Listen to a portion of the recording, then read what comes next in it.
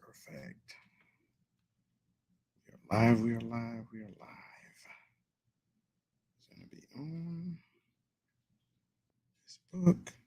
First time try. There we go. 1, 2, 3. Back to the comment. Yeah, Wednesday. Oh. Hello, everyone. Happy Whiskey Wednesday. This one is a special one. Honestly, I've been looking forward to this one because what better than to actually talk to your neighbor? When I talk about neighbors, this brand is just down the street, right? They're, depending on the day. When it's Thanksgiving, we don't like them because we always have to play them on Thanksgiving weekend. I am in Nebraska. They are in Iowa. They are my neighbor. They're just across. I call them. They're across the river from me. But when it's Thanksgiving, we are you know what, adversary. I'm not saying enemy, adversary. We don't like each other Thanksgiving weekend, but the whole year we love each other. But Thanksgiving weekends where we have a problem. But I was fascinated when I heard that there was a distillery across the river here in Iowa. I've been in a lot of places in Iowa, but I'm ashamed to say that I actually never took the chance to jump in and go see that distillery.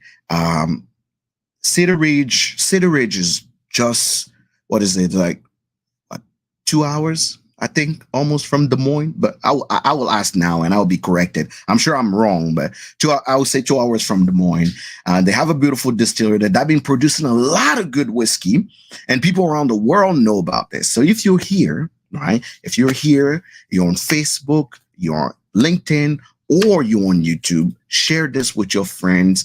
Welcome in. Let's learn about distilleries that are amazing, but you probably never heard of. And those are things today we are discovering a lot. Here I have the man, the myth, the legend. You may read his name somewhere around on these bottles, Mr. Murphy Quint. How's it going, Murphy? Good. How you doing? I'm doing well. You, sir, I've been trying to meet forever. So I'm excited to meet you. I'm excited that you are here on the Hood Sommelier channel to talk about the whiskey. People are watching you on Facebook. They're watching you on LinkedIn. So this is the time for your professional resume. And they're watching you on YouTube as well. While we talk about whiskey, people that are here, if you have any question, if you own a bottle of Cedar Ridge, make sure that you put in the comment. We are going to taste some of the thing. We're going to know about Murphy. We're going to know about the distillery. Welcome to the show. Happy Whiskey Wednesday. How are you doing, my friend? Good. I'm honored to be with you. There's going to be a ton of fun. And in your intro, you were right about two things. Cedar Ridge is 2 hours away from Des Moines, so well done there. And then, Iowa and Nebraska, they love each other for 51 weeks out of the year. And Thanksgiving week, it's a little chippy, but that's hey. You know what? I know Huskers are gonna Husker, and that's what happens all the time. Every year, I hope that on Thanksgiving I can look at all my Iowa friends and tell them to suck it, but that doesn't happen because it just so happened that we get our butt just whooped every Thanksgiving weekend. But in French, they say "Je n'ai que partie remise," meaning till next year we'll see each other again. That's the best way to put it. So, Murphy, tell us a little bit, or tell the folks a little bit about you. Who are you? How did you get into whiskey? How did you get into actually being the man with multiple hats at the distillery? And then we'll move on to know more about Cedar Ridge. So a little bit about me. My name is Murphy Quint. I'm the master blender and director of operations at Cedar Ridge Distillery. I've been working in this industry basically my whole life. I started out actually when I was 16 years old. Which is obviously very, very weird and interesting, but that it wasn't weird and interesting at the time. It was just something I was very fortunate to experience, and that was that my parents started the company Cedar Ridge, and I happened to be just kind of a high school kid and got stuck kind of helping them out on nights and weekends, and just kind of helping the family. But eventually, really fell in love with the work and the industry and everything involved, and wanted to wanted to get a little bit deeper into it. So I started studying a lot about the industry. In 2010, I actually left Cedar Ridge for a little while and went and worked at a different distillery that specialized in American single malt called Stranahan's Colorado Whiskey, which is one of the coolest distilleries on the planet. It's a place that I really have a lot of respect for still to this day. But learned a lot about distillery management there and just everything distillery related in general. And in 2014, eventually came back to Cedar Ridge, where I was now involved in more of a director's role as opposed to just kind of a, son of the parents helping out on nights and weekends role. So I was, when I came back to Cedar Ridge, I originally took over sales and distribution. I eventually, switched into head distiller role. And at this point, I've pretty much worked in every corner of the industry. And I've been fortunate to work and have a team of some of the most talented people that I've met in this industry that have really worked together to make Cedar Ridge what it is today. So it's been a really fun ride so far, and I can't imagine doing anything else.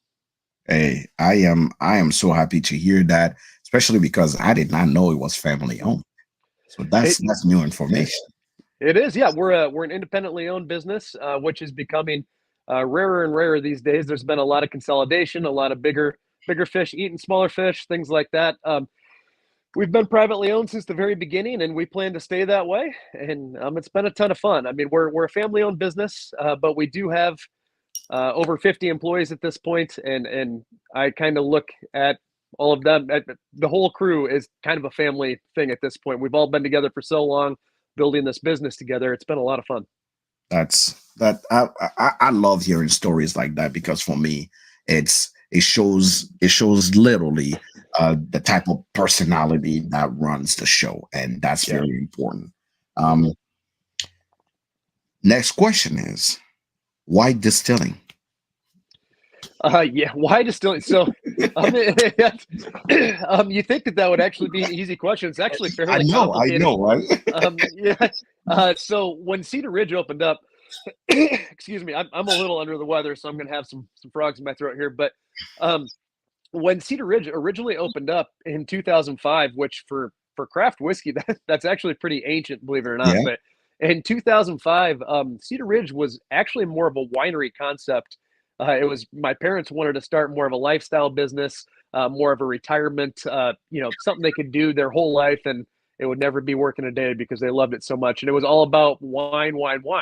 And they decided to differentiate their winery by also having a very small distillery as kind of just a differentiator, a hook, if you will. And over time, as things progressed, eventually we started producing bourbon made from Iowa corn, and that was really a game changer for us. It bourbon being made from corn, and corn mainly being grown in Iowa and obviously Nebraska.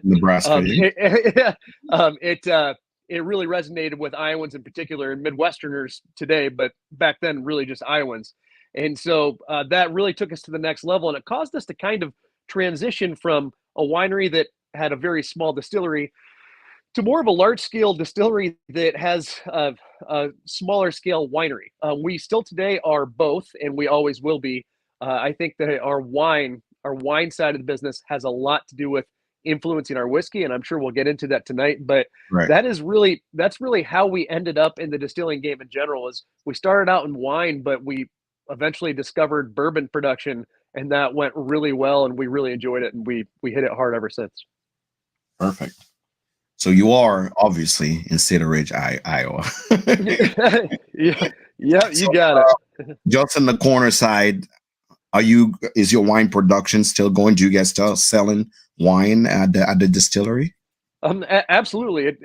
We still have a nice wine business going. To give you a sense of scale, it's very lopsided. A sense of scale, our spirits are available in over 30 states and 5 countries. Our wine is just available in a few counties in the state of Iowa. So it's a fairly small scale winery, but an important one and a successful one nonetheless. Our winemaker, Tim, and our vineyard manager, Kent, they really work together along with our operations manager, John, to kind of do this whole thing on their own. They do a really, really amazing job at it and put out some really good wines. And as a byproduct of that, it also leads to some really fun finishing casks that we can use in our whiskeys, primarily our single malt. Absolutely. Now, it all comes together now. All makes sense now. Yep. Now, you get into making whiskey, start production. What do you put on the market first? So your question is which whiskey did we really put out there originally? Correct. Is that what you're asking? Correct. What did you guys started in the market with? Yep. So I should give a little bit of credit to actually non-whiskey categories first. Okay. We went the standard business model that a lot of startup distilleries do that are independently owned, and that's you start out with a clear spirit, right? A vodka, a gin, a little bit of vodka, a little bit of gin. And for those of you, I'm sure many of you do know, but for those of you who don't, the whole strategy there is that you can get revenue coming in without having to age a product, and therefore, you can reinvest that money and you can build your business faster. So we started out really pushing vodka to get some money coming in. Once we did that, the first whiskey that we ever released was our Iowa bourbon, and that was the first product we ever released where there was truly a line out the door waiting for it. Yeah. And this was really before the whiskey boom really went nuts. Right now we're still very much in a whiskey boom.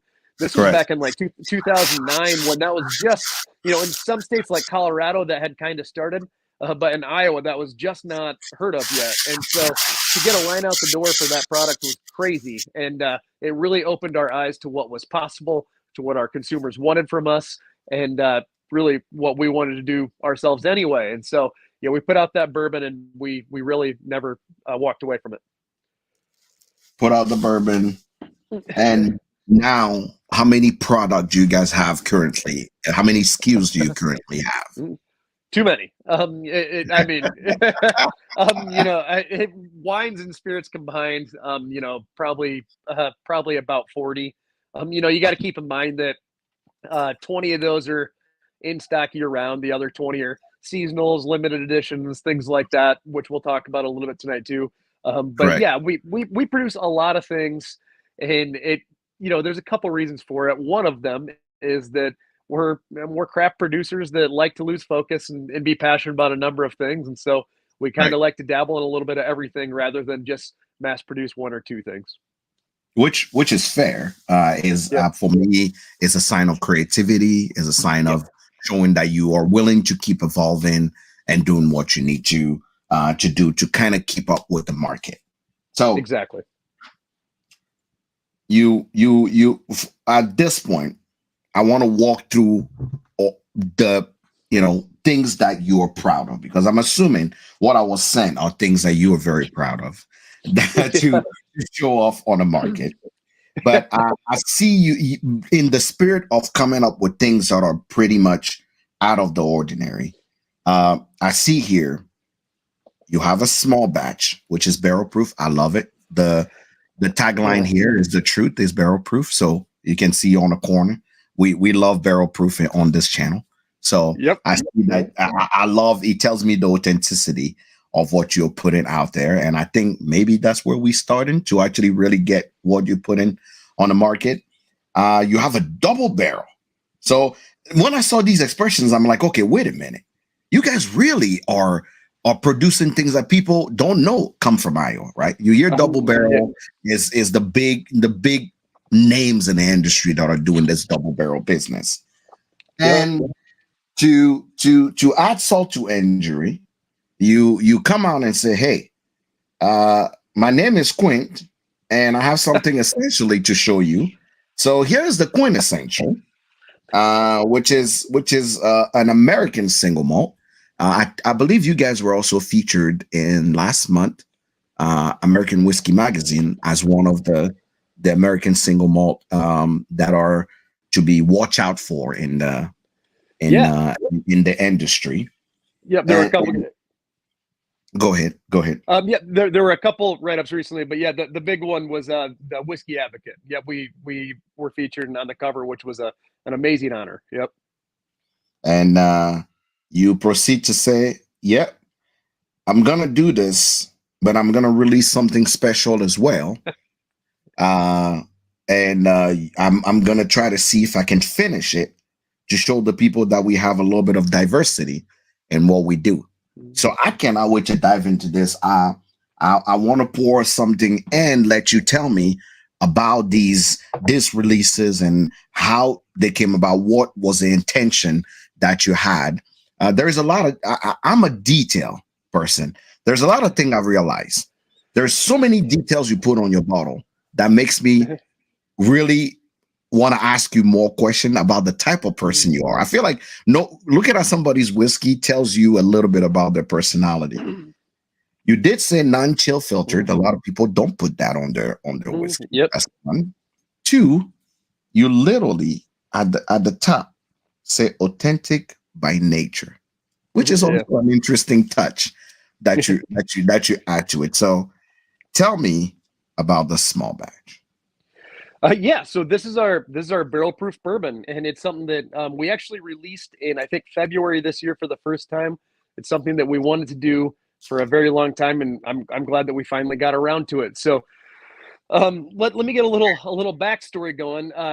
So at Cedar Ridge, our flagship product and our most popular by far is our straight bourbon. It's an 86 proof product, and the claim to fame on it, the fun little nugget here, is that is the #1 selling bourbon in the state of Iowa. And I know that at first at first listen, that probably doesn't sound that impressive, but in 49 states, Kentucky bourbon is at the top of the charts, and in Iowa, Cedar Ridge is at the top, which is awesome. And I hope that kind of paves the way for more independently owned distilleries to do that too.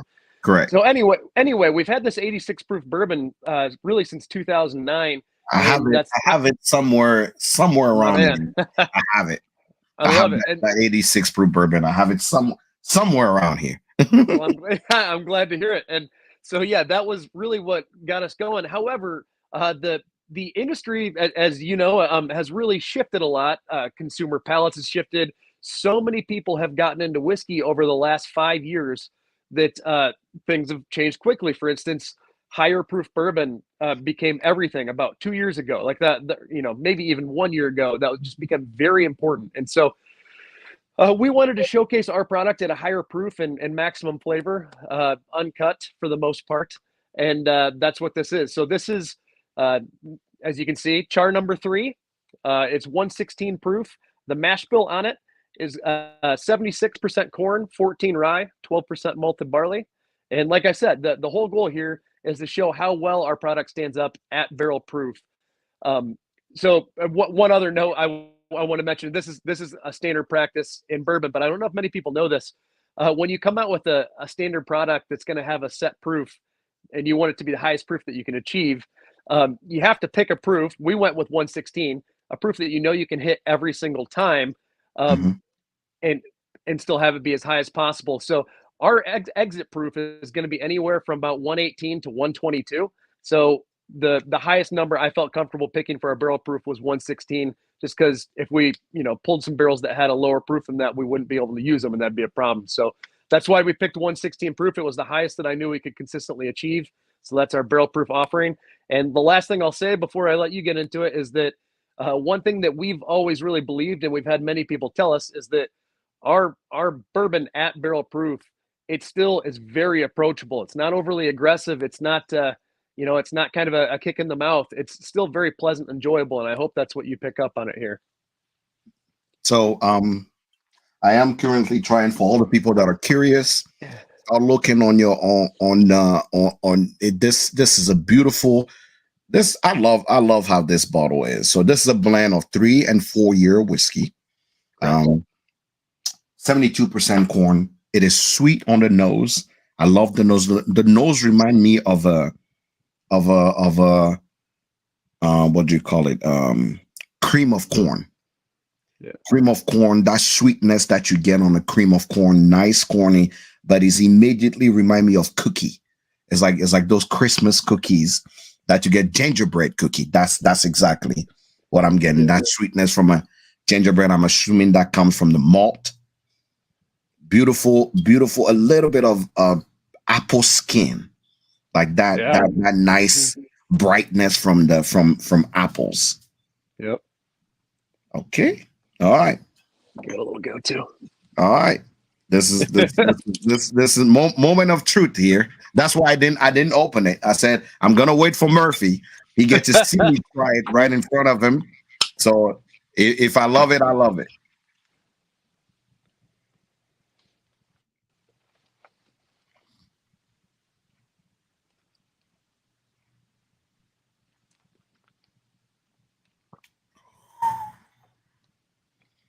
Okay. All right.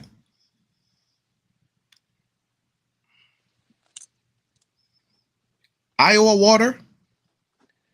Correct. Yeah. Yep. Why did I feel like I'm having some salted toffee, like water toffee, salt water toffee? Like literally felt like I'm having saltwater toffee with a little bit of that cinnamon spice on top and finish with some ginger. That's literally what he tastes like. Like when he touched my lip, immediately I'm like, oh my God, I get this impression of that salt water almost saying, that's why I say Iowa water. Because it's very fun. That's what the best way to put it. It's fun to drink because I'm like, bourbon doesn't taste that way often, right? It's rare to find that saltwater taffy type of flavor in the apple one. It's the saltwater taffy, the apple flavor one. Yep. Yeah, our bourbon often will have some fruit forward notes in it. There's a few reasons for that. One's going to be, and I can't dive too deep into yeast. That's about the only thing we really don't talk about a lot, but that's going to be a contributing factor, obviously. Yep. Okay. I see what you're doing here, Murphy. I see what you're doing here. Okay. Okay. I love the mouthfeel. Very, very, very nice on the edge. Sweetness stays on front there. Nice, bubbly sweetness there. Almost a little crispy. I like almost like I said, it's like drinking there's something bright and prickly about the whiskey that sets it immediately apart. I feel like I can recognize your whiskey in the lineup of whiskeys. Hey. It has a specific personality, and I like that. It's not what I was, far beyond my expectations. Especially when I read 3 to 4 year, I'm like, oh, this is probably gonna suck. Yep, that's something that we're always kind of up against. Is age. I mean, and we do have some stuff that has a little bit of extended aging on it, especially when we get into the single malt category. But yeah, our bourbon can hold up. Our 3 or 4 year old product can hold up just fine. It can. It can. It definitely can. Oh my God. Dude, the nose on this, I can sit here and nose this whiskey all day. Like the nose on this, you got me on the nose. Like you got a fan on the nose. Oh. Yeah, beautiful. It's like a medley of fruit and savoriness together. Like I don't know how to put it. It's like it's a weird medleyness that is just, if you love, what's the best way to put this nose? If you like sweet and savory stuff, like the best way I can put it is, back in France they do foie gras, but in the middle of it they would put dark raspberry cherries to cover it. That's how they bake it. So when you cut through the meat, you get that fruitiness come from in, but also the savoriness of that foie gras, that fattiness in immediately, and that's what you get with this. If that's how we started, we're in for a party. Now I'm just saying. Hey, I'm glad to hear it. This is truly beautiful. I love what you're doing here. It's going to be dangerous if you guys go up in age. It's going to be dangerous. Yep, and that's something that we absolutely are doing. So, and on the subject of age, I mean, age is absolutely a very important factor when it comes to whiskey.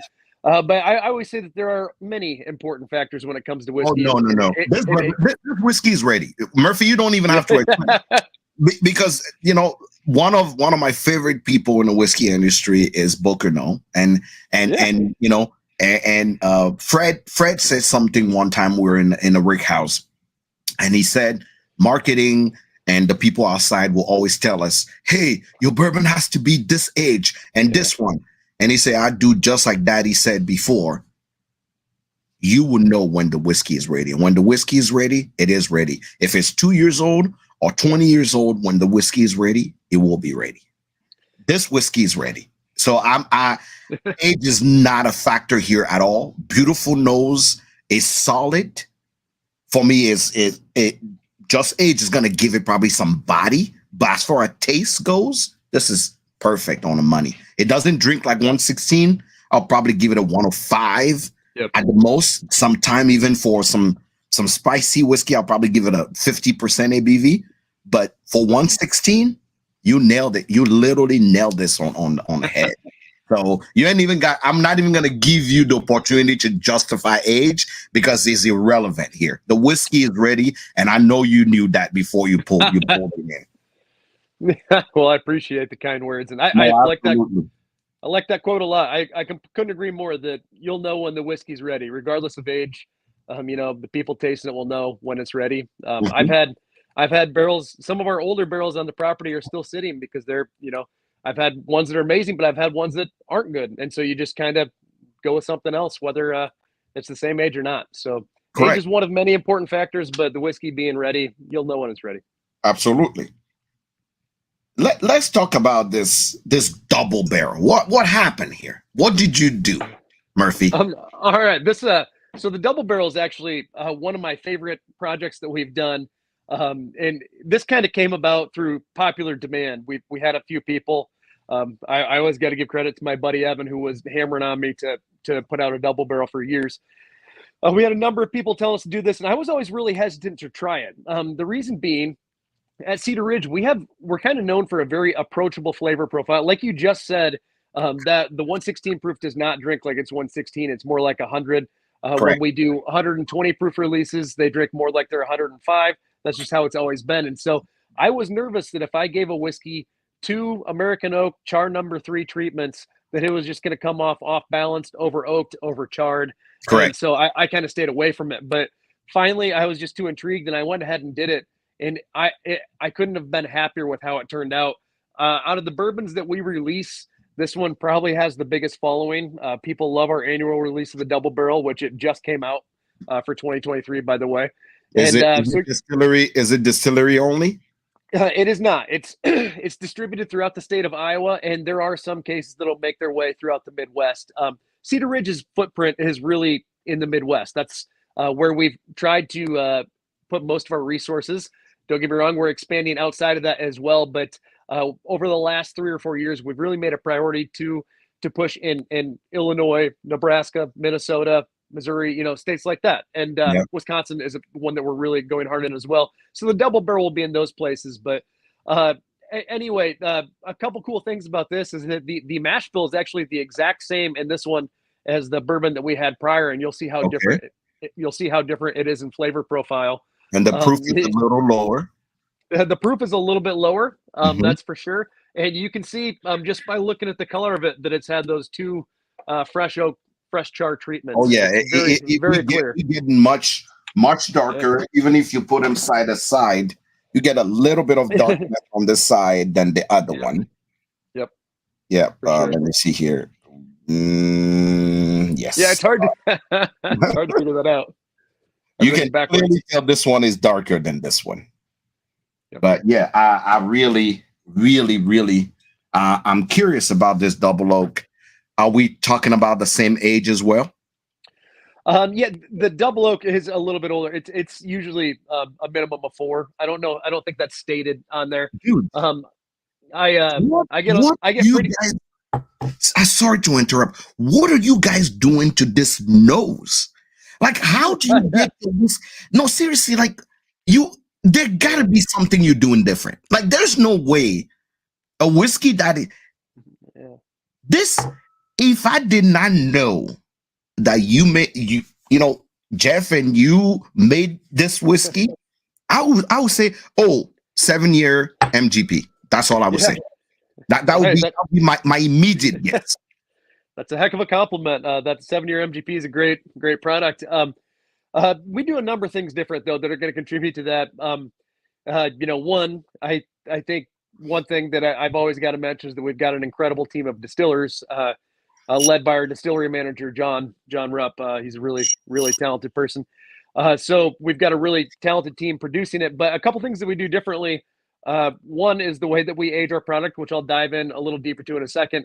But two is that we actually do something that's pretty bizarre when it comes to bourbon, and that's an off-grain fermentation and distillation. We separate our grain from the liquids immediately coming out of our mash tun. So when we ferment, it's just liquid and yeast, whereas in most bourbon facilities, the entire mash is going to go to fermentation distillation, and that's going to contribute some different notes, maybe a different mouthfeel and texture in the end product.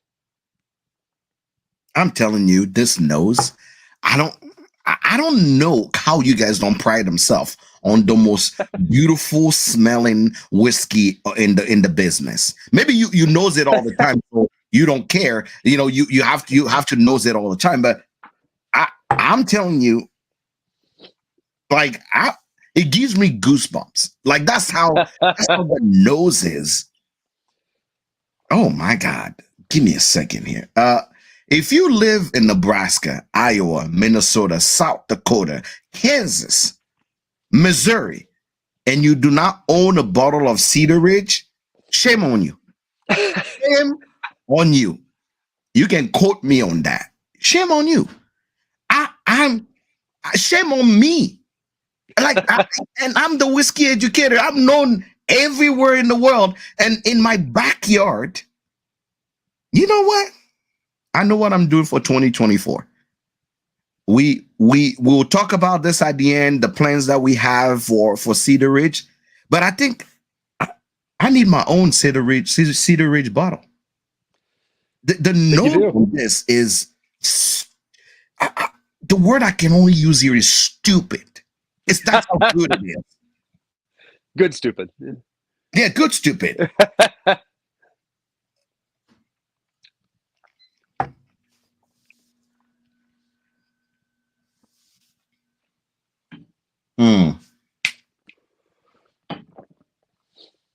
See, that's what I was saying.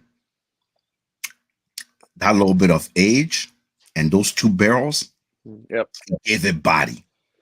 It gave it body. It's like meeting someone and then they take their shirt off and they have a 6-pack. That's what happened.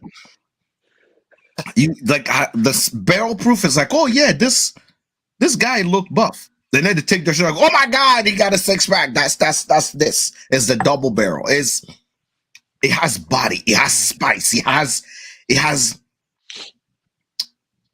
this. The profile compared to this is Russell's Reserve. That spiciness, that turkey funk. That's what is happening here. The oakiness is not overpowering. You get more. It comes more into a little bit of that spice and that gingerness, a little bit of pepperiness, but not overpowered like I'm chewing on a bark. It's just beautifully oaked. That barrel did an amazing job there. The nose is still. Oh, the nose is. Get out, Murphy. Get out. You're done. Oh my God. I think we're going to have to steal your 6-pack quote for some of our marketing materials. This double barrel is for the guy that doesn't like the whiskey light. They want to see some body on the whiskey, need that spice. It's the perfect whiskey for this time of the year. It's cold outside. If you love cigars, if you love yourself a nice Manhattan, you know, and if you love neat, it's cold outside, you just want a little bit of that warmth while you sipping on something. I already told y'all. Right here. That's it. That is it. I don't know what happened here, but yeah, this definitely is Iowa proud.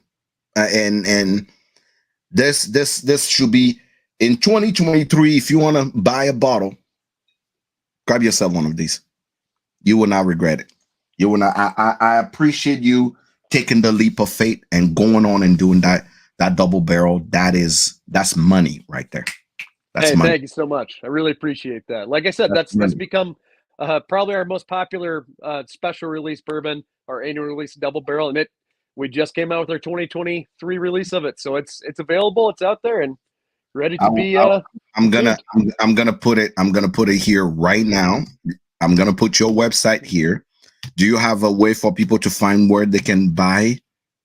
Absolutely. On your website.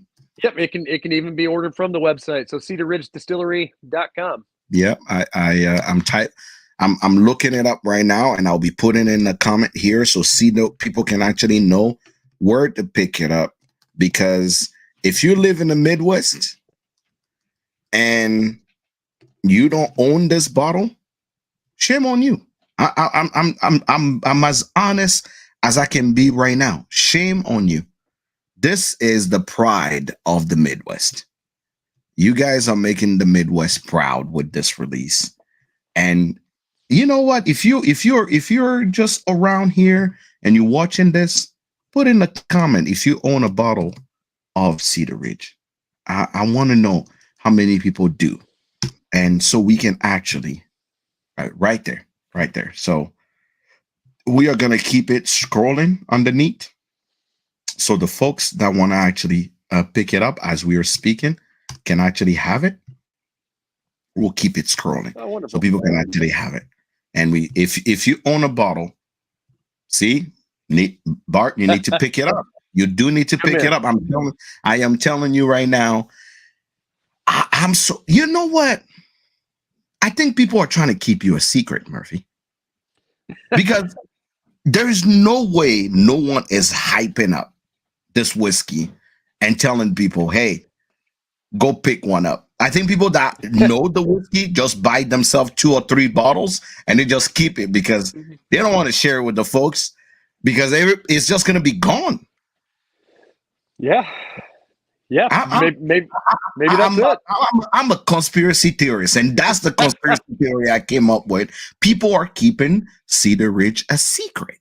This makes absolutely no sense. There's no way you should have, like, release day. This bottle should not be gone off your hand. Like, shouldn't be none of it available at all because first day is out. People should be looking forward to this like Christmas. It's amazing. It's good bottle. Now let me stop being the hype man. And so, you see, I told you. Somebody said you should pick a barrel, and that's true. That's like when I had a taste of this, I said I need to come pick my own barrel of Cedar Ridge. There's no way. Absolutely no way we are not drinking this everywhere in the Midwest. No way. I think we've got some really fun ones available. Some with even some extended aging on them that don't normally go in these batches that are saved specifically for picks and stuff. So we've got some fun ones around. We are going to do it. We are definitely going to do it. I truly believe. I truly believe we need to make sure we bring more of this in. I'm so happy, brother. You are doing something out of the ordinary, and I'm excited for you. Excited for what you're doing. Thank you. I cannot wait. Let's shift gear. You decided to jump on a big train. I call it the new train or the new choo-choo train, which is American single malt. American single malt is new, is exciting, is the new kid on the block. Everybody want to produce their own American single malt. Some people are succeeding at it, and some people are failing miserable at it. I didn't say it, but I truly believe some people are succeeding at it. They're making amazing stride into it. It's still in my opinion, it's still an unknown territory. You know, it's not. No one really knows what's happening there, but there is a bunch of good innovation coming out of there. So tell me a little bit about how you got into American single malt. Why that? Obviously, I know because you come from Stranahan, but I want to hear your side of the story. Yeah, I mean, there are so many reasons. I obviously manage a bourbon distillery, and I have for a long time. But I am really a single malt lover by background. That's really my major passion is actually single malt production. And yeah, so how we got into it, I mean, there are just so many reasons to be into it. Like you said, it's a new hot category. There's it's uncharted territory. It's there's a lot there. But I cut my teeth in single malt production when I was at Strand of Hens in around 2010. And meanwhile, my dad, Jeff Quint, he's been a Scotch lover his whole life. So we've always had an appreciation for single malt, you know, individually, me, American single malt, him, you know, Scotch. And so we determined a long time ago that we needed to produce a little bit of single malt. So Mhm. we had actually been making it for quite a while. I think since like 2010, 2011, we had put like a little bit away, but it Mhm. wasn't until like 2019, 2020, somewhere in there that we actually rebranded it to the Quintessential. The reason we did that uh, was because people were struggling to understand what's in the bottle. It's still a confusing category because people not It everyone is. really knows what American single malt is yet. It So is.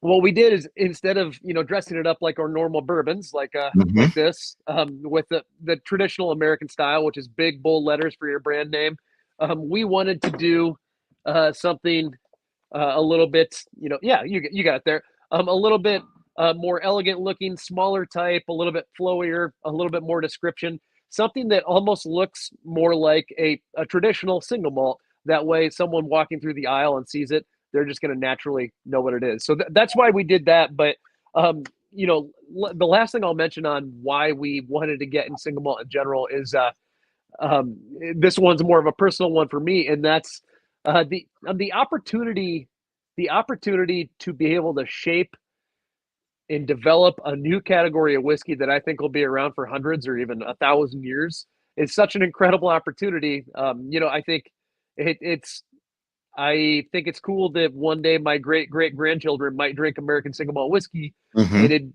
I take a lot of pride in the fact that I might have been involved in the early stages of that process, along with obviously many other distillers in today's age. So I have a lot of pride in that, and I think it's really really fun times to get involved in American single malt.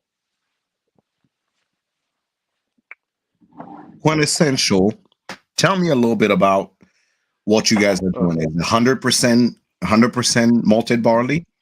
Where you is your got it. where is your barley coming from? All right, so we'll start with the barley, and then after that, I'll get into how the whole thing's done because it's a Mhm. mouthful. But focusing entirely on barley. So this particular product for us is not necessarily about the grain. In our bourbon, we're very grain focused because it's about Iowa corn and producing an Iowa bourbon with Iowa corn. With single malt, barley's not really grown in Iowa, at least not to the extent that corn is. So Mhm. that's not really an option. And in addition to that, there's an extra step in there. It's got to be malted. So what we've done is we actually partnered up with Prairie Malt Facility, located in Bigger, Saskatchewan. I have been out there. The people who run that plant are amazing. We're very good friends with them at this point, and I can't imagine getting my malt anywhere else. So shout out to Prairie Malt; those guys are amazing. Shout From out to them, Saskatchewan, one of my favorite places that I used to work in Canada, and all right, the reason why I like Saskatchewan so much is they have a city in Saskatchewan that's exactly the name of the country I grew up in. They have Togo, to go Saskatchewan, and is I'm from Togo, West Africa, so I have a plaque that said wow, the good taste, Togo, Saskatchewan. yeah, that's awesome. That's very cool. Yeah, no, beautiful country up there too. Man, it's so incredible. But so yeah, we from them we get almost exclusively two-row pale malted barley. Okay, I'm a big believer in what pale malt in particular does for our product. Now, in many other scenarios, I think you can make great single malt whiskey with other types of malt. Caramel malt, chocolate malt, black malt. All those can be really useful, but great. when it comes to the quintessential that we're producing, what we're all about, and I'm going to get into this, is cask finishing. And when you're doing cask finishing, if you really want that cask to impart maximum flavor, what you need is a little bit more of a basic and delicate distillate. Pale Hmm. malt is going to create something that's really doughy, and uh, basic's probably not the right word, but I can manipulate it much more easily with the casks when I'm using that pale malt as opposed to chocolate malt, black malt, caramel malt. So that's why we use the 2-row pale. From time to time, once a year to be exact, we do mash some peated malt. So for about 7 to 10 business days each year, all together, we will mash peated malt that we bring in from Scotland. Outside of that peated malt mash, it is 2-row pale malted barley all year long. Are you blending those two type of malt, the peated and the unpeated? Yes, we are. We do all sorts of stuff like that. When we're mashing it, we'll do, we change our percentages all the time, but it'll be, say, 40% peated malt, 60% pale malt, and then even post-aging, sometimes I'll marry a little bit of peated malt in with unpeated malt, so we're doing stuff like that all the time. And, not to get too far ahead of myself. Every batch is kind of different. Is that what you're saying? Well, we have a lot of potential to create different products and go different routes. And that's really why I love the single malt category. Is there's just endless opportunity for artistic input. And that's what I love. But so let me get into the quintessential, our Solera edition, which is what you just showed here, what you're sipping on, right, and how it's made. It's probably, it is the coolest thing that we do. Yeah, that's the bottle there. As you can see, it is 92 proof. So I'm going to start at the end of the process. What this product is all about is an 1,100-gallon wooden Solera vat. It's all about the process of filling up this 1,100-gallon vat that is going to start off halfway full. What we need to do is we need to select barrels of single malt to fill it back up so that we can bottle it halfway down, and fill it back up and bottle it halfway down. We never empty it. Okay, so that's the end of the process. How we determine which barrels go in there, all the single malt starts out aging in ex-bourbon barrels for about the first 4 years. After that, it gets transferred into unique finishing casks. And our goal is to use as many different casks as possible. We use ports, rum, sherry, brandy. We have about 40 different finishing casks that we utilize. We let it sit in there for about 2 more years. And then we taste through all those barrels and determine which ones should be added into that 1,100-gallon vat that I just talked about. So it's a really cool process. There's 3 main parts. There's the bourbon, the ex-bourbon cask, the secondary cask, and then the Solera vat. And tasting them along the way is a ton of fun. Like I said, it just creates so much opportunity. And using all these different finishing casks, what we're doing is we're creating more flavors. The more casks we have to impart flavor on our single malt, the more different flavors we have. And the more flavors we have, the more options we have, the more routes we can go down and explore. So it's a really fun project for us to work on. It's, a producer's dream. I was just telling someone this the other day. It's really a trifecta. It's perfect for the producer.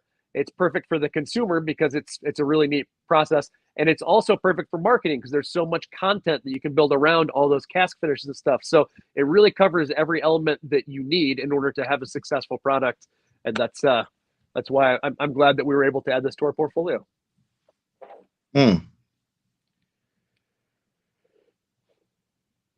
Now it makes sense. I couldn't place it. It does not taste like full. I love Scotch. I grew up in West Africa. I grew up around single malt. I only got into bourbon about 7 years ago. Single malt is all I know. All right. I own a bunch of it, and I love. I'm a Scotch fanatic. I teach about Scotch all the time. So this profile right here, like you just said, is very, very interesting. It's quite complex. Yep. It's very, very complex. The nose, the taste, the finish. It's like being on an adventure. There's a lot here. And see, that's what you're saying is exactly what I'm going for. Excuse me. For a 92 proof single malt, it's really hard to achieve such complexity. And the way that we're doing that, the way that we're creating complexity in such like a layered flavor profile, if you will, is we're using all these different barrels and marrying them together. So that way, if you look for fruit forward notes, you will find that. You'll find that from a few different types of brandy cask influence, wine cask influence. If you're looking for smoky notes, you will, because there's a little bit of peat influence. If you're looking for some spice, you'll find that because there's some French oak influence. It goes on and on. Raisin and fig, there's some sherry influence. So you can find all this in the flavor profile, and that's coming from the different casks that we're utilizing. You guys definitely are setting yourself apart. I am I am confused and excited at the same time. It is different. You get a little bit of that influence of that wine cask, Yep. a little licorice in the back there. Okay. You get a little bit of that candy note on front, some fruit, literally that apple, dark fig there. It's not too sweet. So if you don't like sweet whiskey, you are a purist of Scotch, definitely something sent there for you. I'm telling you, brother, I am confused and excited because this is a whiskey that makes you think. It's people hate when I say this, but it's a thinker. You need, it's like you need to put yourself in the position of the thinker to figure out what is in this whiskey, because it's quality wise, you get an A+. Hey, man, thank you. I really appreciate that. You definitely can taste the quality of the malt. Nice, beautiful, fluffy malt, brightness. You're obviously using high quality yeast, but the profile, it has depth. It's I don't think if I sit here even for 30 minutes, being who I am, to analyze this, I don't think I think it's going to take me longer than this.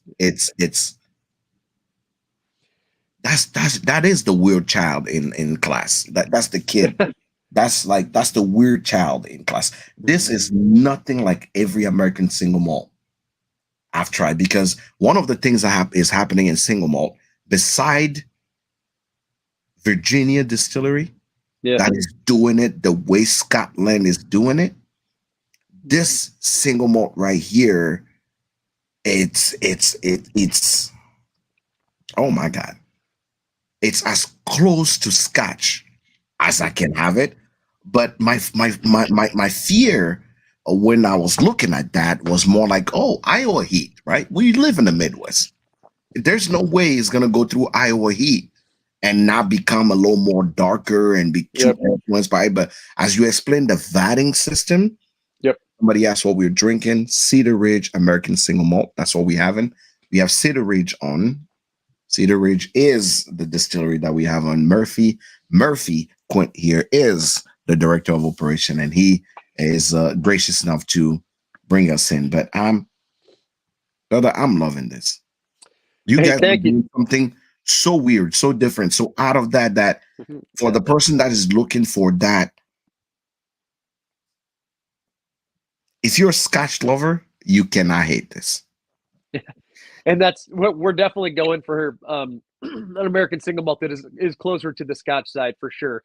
It is going to drink more like that, and that's largely due to the ex-bourbon initial cask. You know, in American single malt, you have the option to use. It's really the only American style whiskey that you can do that with. Bourbon and rye have to be in new casks every time. Single malt, you have the option, and we go with ex-bourbon casks. That's going to be a lot more single malt like. But I want to mention two things. I want to address two things that you mentioned.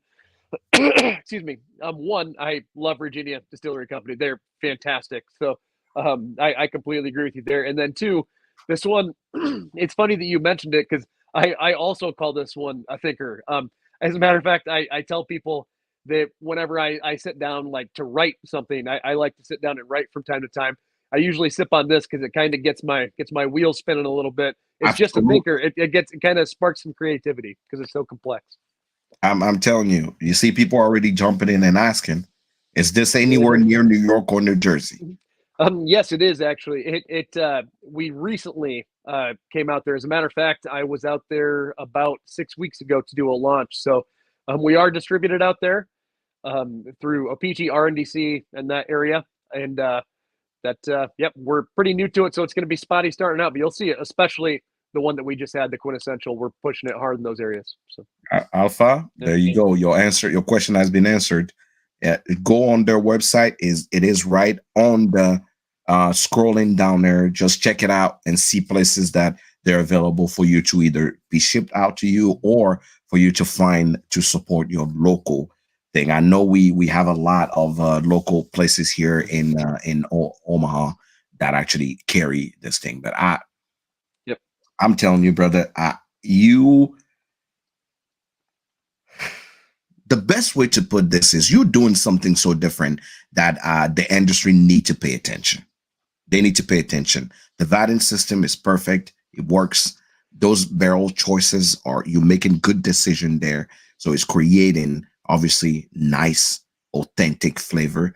And for people that love Scotch, you have to have this in as part of your rotation. Um, I'm pretty sure if I take this to my cousins in France and in the UK, they will not know that this is American single malt. They will call a bunch of names and none of them will be in the US. That's what I know for sure.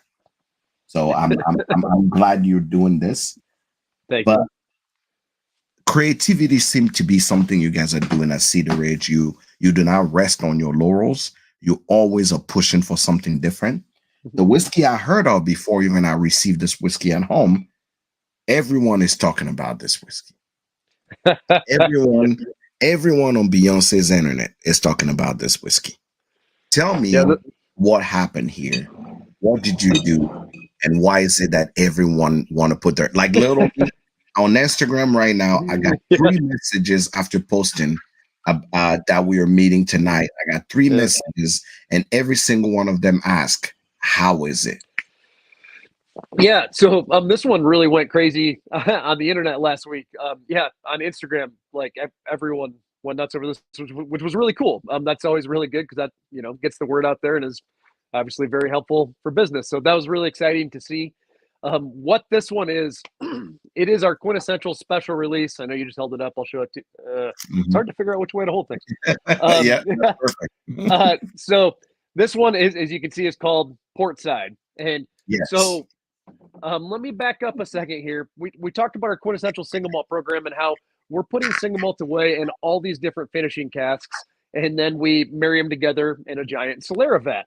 Well, we don't have to add them to the Solera vat. We have a number of different options that we can get, number of different routes we can go with our Correct. single malt, and the Solera vat's one of them. Another route that we can go is we can release them as single barrels, or we can do a special release, which is usually a fun marriage of a few different types. So this is one that I worked on for, I spent a couple months actually doing this marriage. I lost my mind somewhere along the way. I have a tendency to do that when I'm trying to come up with a really fun marriage of single malts for a special release, is that I'll have a mark or a vision in my head of what I want to do, and I get really close, but I just can't quite hit it, and then I start kind of going crazy, and then eventually I finally hit my mark, and it's fantastic and it's a lot of fun, but Correct. it's just kind of a crazy process. The barrels that I utilized for this one were very special. They so it's mainly Ruby Port. There were about 4 barrels of first fill Ruby Port. So first fill was the first Where's time they're utilized. the They imparted origin of the port? Is it from Portugal. Yep. okay? So and that's actually a good question. Because we do also make our own American version of port at Cedar Ridge. And that's why I wanted to ask, because since Yep. you do some winery operation, Yeah. I wanted to make sure that is not your local winery operation, that you know barrels that you use. These are really imported barrels from Portugal.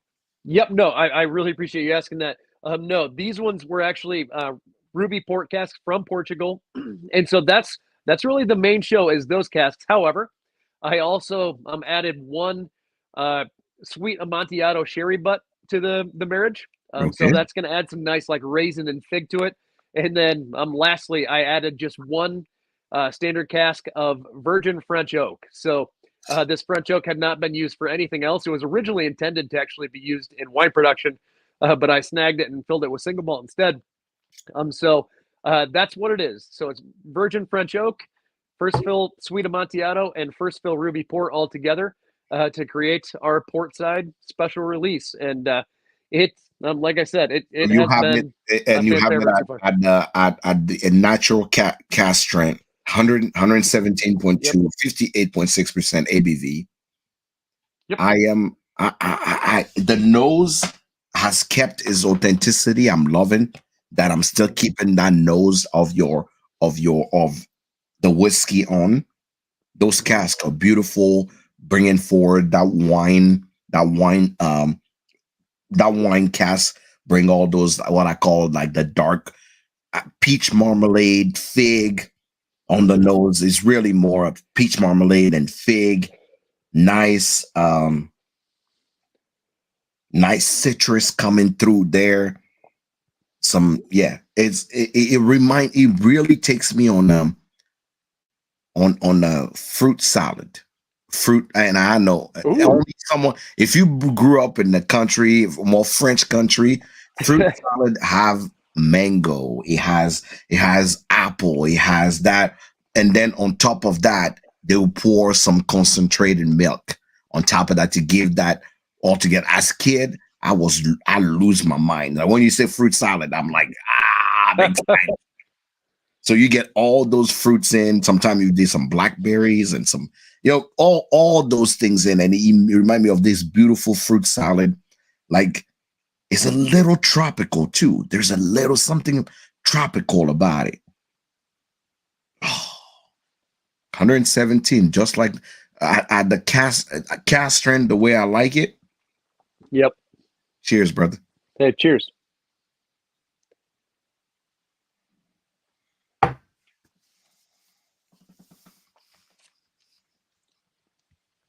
Mm.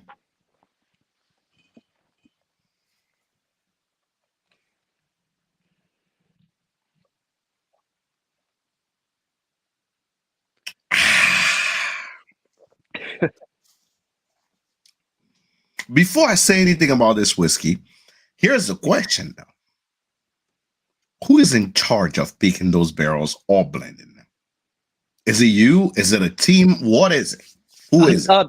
So that I do have the pleasure. I get to do that. I do have a whole team though that distills the whiskey and everything. So it's very much a team effort. I do get to make the final blends though. Yep. So this is your palate. This is you. This one's me. Yep. Okay. When I see you, I'm gonna fight you. That's what I'm gonna do. I'm gonna fight you. I'll start training. I know. I'm gonna fight you because you just disrespected my palate. That's what you did. You literally disrespected my palate. You put me in a trance.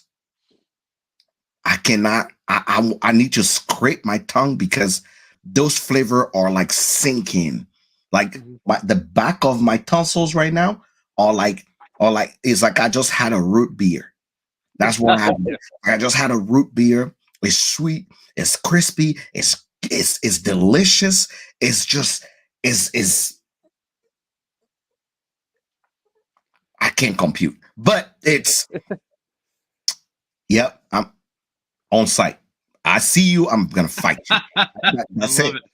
You cannot put this amount of flavor. You cannot pack this amount of flavor in one whiskey. That's just not right. That's so not right. My style of especially single malt production. When I do these special releases, I really like to go big and bold, really maximum flavor. So I use a lot of first fill finishing casks, specifically sherry and port. That's kind of my jam. That sherry coming it's like it's there. Yeah, it's very present. I just finished having it's literally, I feel like I just had a glass of port wine and I followed it up with a sherry wine, and then I had some single malt followed by it. Like all three flavors are literally distinct in my mouth. Yep. I can taste all three. The sherry is in the back, the port is in the middle, and the single malt sweetness is on front. Like that's what I'm saying. You bet take your hat off. We're going at it. When I see you, it's going down. You cannot pack. It should be illegal for you to pack this much flavor in one whiskey and be able to sell it without somebody calling flag on the play. This is not right. It should come slowly. I'm loving what's happening here. I only had one sip. The taste is still in my mouth. Yeah, it goes. It really lingers. And like I said, it's my God. The finish on this whiskey lingers like a fart from your grandpa. It just lingers around. It doesn't go away. I'm just sitting here asking myself, how long? How long will it keep going? Brother, you are special. You are special because you truly I can, by tasting this, I can clearly see you are a lover of whiskey, because I tell people all the time, people blend to please the crowd, right? They blend to please the crowd. They want a specific portfolio. You blended this thing like I'm going to drink it myself. That's the special release single malts are mainly made to my palate. That's kind of how I look at it. You know, I've been a fan of American single malt and Scotch for a very long time, and I really like to get into funky Scotches, things of that nature. And so when I'm doing these special releases, I'm kind of going that route, something that's a little bit more geared towards my palate, towards the single malt geeks palate, and you know, hopefully people are willing to come along for the ride. I'm telling you, you got a fan in me. Thank you. You got a fan in me, because this should be illegal. You should not be allowed to put this much good. Like I said, you packing too much flavor in this whiskey. It's ridiculous. It's ridiculous. I'm afraid this is a whiskey I'm gonna hide from the folks. This is gonna be my special pour. And believe it or not, ladies and gentlemen, right around the corner, right here in Iowa. So if you're not somebody who let your palate get on an adventure, if the name brands are just for you, I urge you to look into Iowa, to look into this Cedar Ridge Distillery. They're doing something that is worth taking an eye and taking a look at, because I do not know how this happened, but it did happen, and I'm very excited. I can only imagine what you have in your arsenal of things that are going to come up. So if you're in the industry, if you're in the whiskey domain and you haven't paid attention to Cedar Ridge, I'm telling you right now, you need to pay attention. Murphy, his dad, and his team, they're doing something crazy, and you need to keep an eye on them, because I will put this in my top 5 American whiskey. You are gonna give 2 or 3 whiskeys, American single malt whiskey, a run for their money for this one. Thank you so much. So really appreciate that. I don't know what else to say. I don't know what else to say, because I do not know. So it brings me to the question: what should the folks look forward to?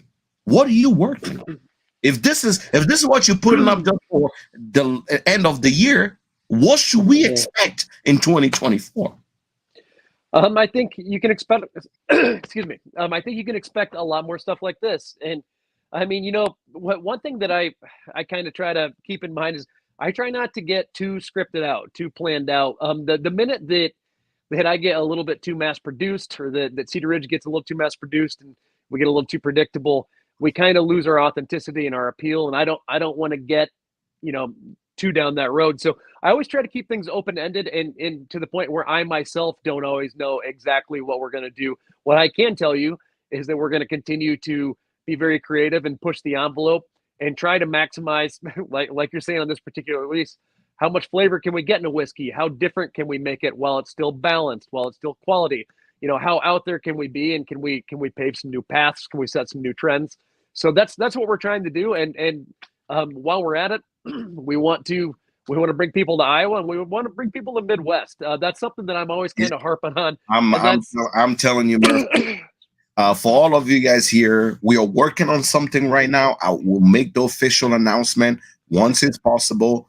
But I'm planning with a friend of mine in Wisconsin. We are planning a meet and greet, and a Midwest meet and greet, and we want to do it. We're working on plans right now with Dave. We are gonna have it at Cedar Ridge, and I would like everybody, followers, if you're watching the recap, if you're just watching the recast here, I need you to actually come in, and we all gonna have this big old trip and meet and greet right at the distillery We're going to use that opportunity to have a sign up sheet because we get to pick our own barrels there, and everybody that come to that meet and greet get to actually get the opportunity to get their own bottle from that meet and greet.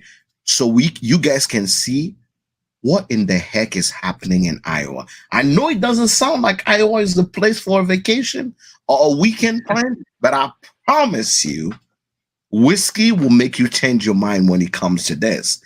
It's one of those weird things. None of those weird things that you think is crazy. But Brother Peter B, I'm telling you right now, what you should be looking for is this. Look for this. That one's fun. That's one of the, it's not often that we get people that will literally drive in from other states to pick up special releases like that. Right now, they're actually people from out of state driving to just pick it up, which is I'm telling you, been awesome to see. Don't hype it up because he was just become like 13 Colony. I know, yeah. I agree. But this bottle right here, like my brother Cat Williams said, this shit right here, this right here is what you need.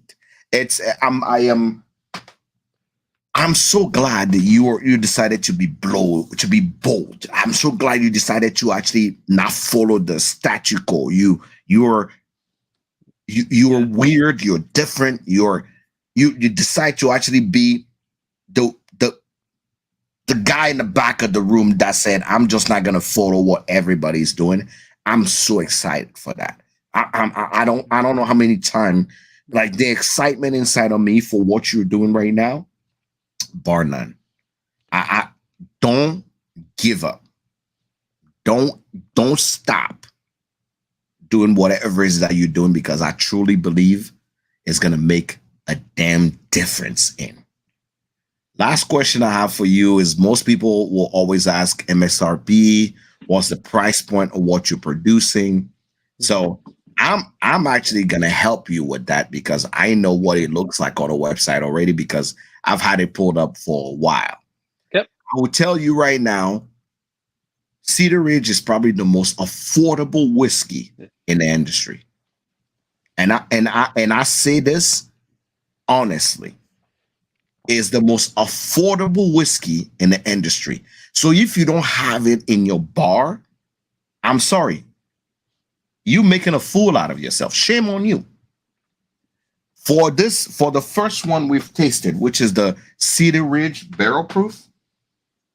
This is 116, I would say 4-year-old whiskey that is here, $39.99.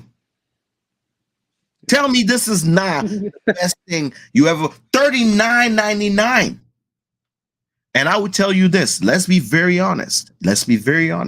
Whiskey, corn is cheap, but malt is freaking expensive. Yep. Malt is expensive. So you want to ask me how much? Oh, but Jack, how much is the quintessential? I don't know about this malt thing. Guess what?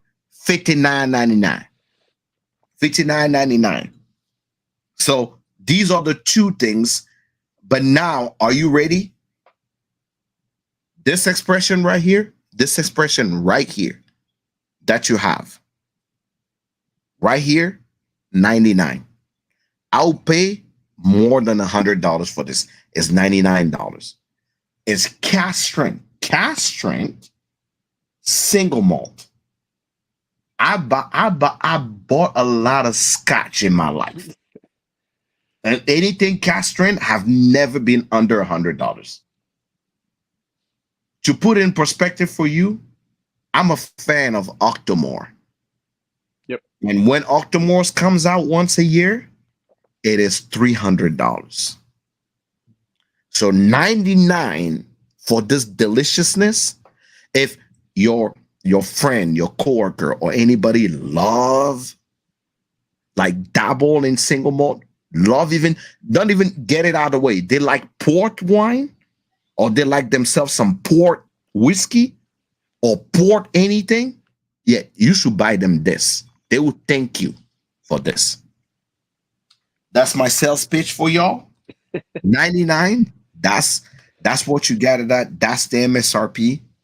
And I'm telling you, when people are talking about best value, I just added Cedar Ridge to my best value bourbon, best value single malt. You just made my list of best value. Your price is fair, it's competitive. Just check them out. If you have not had Cedar Ridge on your things to try, I'm telling you, shame on you. You know those things, for all of you guys that are watching right now, I want to remind you of one. You know those moments where you're like, oh, I used to buy this before it was cool. That's going to happen to y'all in 3 years from now. You guys will want to get yourself a bottle of Cedar Ridge, and you have to fight and push a grandma off the aisle to be able to get it. And you won't even be able to get it because you'll be allocated. I'm telling you right now, you can mark my word. If Murphy and his team keep doing what they're doing, it will be the most allocated bourbon you wish you had, but could never get ever in 3 years from now. I promise you all that. So, Murphy, now that I'm done selling you like a $2 hooker, what would you want the folks to know? Any last word for the folks to know? No, I mean, the last thing I'd say is, you kind of touched on this. I know Iowa's not at the top of everyone's list of places to get, but come out and see us. The minute you do, you really start to understand and put together what Cedar Ridge is, kind of what we're doing, what we stand for. I can sit here and talk about it, and you can pick up on it a little bit, but once you get out there and experience it for yourselves, it really all starts to click and make sense. In addition to that, it's a really beautiful setting. It's an awesome spot to spend the day with some friends or some family. So get out to Cedar Ridge. And then the other thing I'll mention is not a plug for Cedar Ridge at all, but that's if you haven't checked out American Single Malt yet, get out there and check out the category of American Single Malt too. Really cool things happening. Whether it's Cedar Ridge or any other distillery, check it out. American Single Malt's crazy right now. I will tell you right now, I'm impressed. And trust me, according to my fiance, I'm the hardest man to impress. But I'm impressed. So yes, and I'm telling you this, I'm putting this in your ear right now. We're gonna announce it once we have arrangement, but it will be second quarter of 2024. We're probably gonna do it in the springtime. So we have, spring. That'll be spring forward. Yes, springtime. So we can have y'all in. So you're gonna come and talk crap about our snow. We'll have you when the sun is out. Things are beautiful. Things are great. So you guys can come check out what is happening. Myself, I may make a trip down there before then because I truly, truly want to come and check out what's happening here. Murphy, call me impressed. Call me a fan. You have a new advocate on the market today. I did not know what to expect. I'll be honest. Full transparency. I used to work for a distributor that have your product, and no one told us ever that this is what you guys are capable of. So for that reason, I never paid attention to it. They literally gave us samples, and I just put in the back of it. I'm like, because it just never been that thing that is there. You guys are doing something so extraordinary, so out of pocket.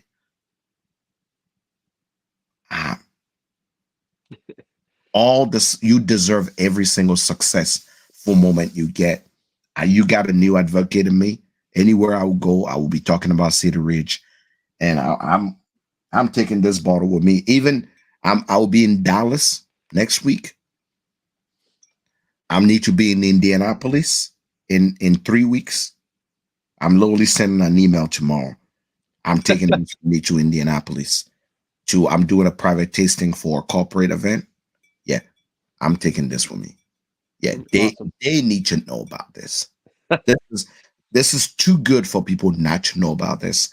You have a new advocate in me. You have a new fan in me. I cannot wait for us to do something together. I cannot wait to visit. And if you ever need me to actually stand up and tell the folks about what you're doing, feel free to reach out. I'm glad you came in. Thank you for being here, spending your Wednesday evening with me, and coming on the channel. For all of you guys here, if you don't follow them yet, it's at cedarridgedistillery.com. Go on the website, Cedar Ridge, Iowa. You can check them out on Instagram. You can check them out on Facebook, and obviously on their website to pick up your bottle. Any last word, Murphy?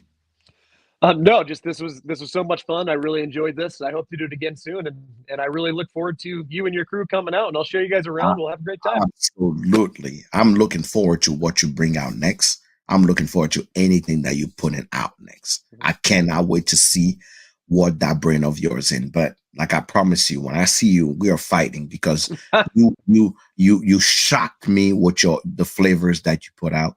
You're doing amazing. I'm not your dad, but I'm proud of you, and I'm proud of what you're accomplishing in the industry, and I cannot wait to see what you bring out. For all of you guys here, I am Jack Bigadoo. Here's Murphy Quint. We are bringing you things that are not necessarily on your radar. I love doing these interviews because we get to discover something new.